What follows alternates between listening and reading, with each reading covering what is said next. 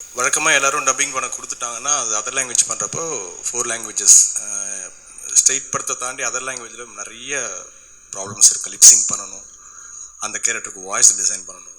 So அந்த feel மாறக்கூடாது. இதுக்கு முன்னாடி நிறைய படம் பண்ணிட்டேன். மோர் தென் ஒரு 100 படத்துக்கு மேலே பண்ணிட்டேன். 30 வருஷமாக சினிமாவில் இருக்கேன். இந்த படத்தில் மட்டும் இவரோட ஒர்க் பண்ணுறப்ப எனக்கு ஃபஸ்ட்டு ஒரு ஹீரோ வாய்ஸ் டப் பண்ணி கொடுத்தேன். வேண்டான்னு சொல்லிட்டாரு. ஃபஸ்ட்டு என்னோட இவ்வளோ படங்களில் ஃபஸ்ட்டு பார்த்துட்டு இல்லை பாலா இது எனக்கு வேறு மாதிரி வேணும். அப்போ தான் புரிஞ்சுக்கிட்டேன் இவர் என்ன வேணும் என்ன கேட்குறான்னு சொல்லிட்டு. அதே மாதிரி கல்யாணி பிரியதர்ஷன் அவங்களுக்கும் நான் ஒரு வாய்ஸ் போட்டு கொடுத்தேன். அதை ஃபஸ்ட்டு பார்த்துட்டு மொபைலில் பார்த்துட்டு என்ன தெரில திடீர்னு மாற்றணும் பாலா அப்படின்னாரு. நான் சொன்னேன் மொபைலில் பார்த்துருக்கீங்க, நீங்கள் வந்து ஸ்க்ரீனில் பாருங்கள், டப்பிங் தேட்டரில் பார்த்தா அதோட ஃபீல் கிடைக்கும். ஆக்சுவலாக தீபக் அசோசியேட் அவர்கிட்ட சொன்னேன்.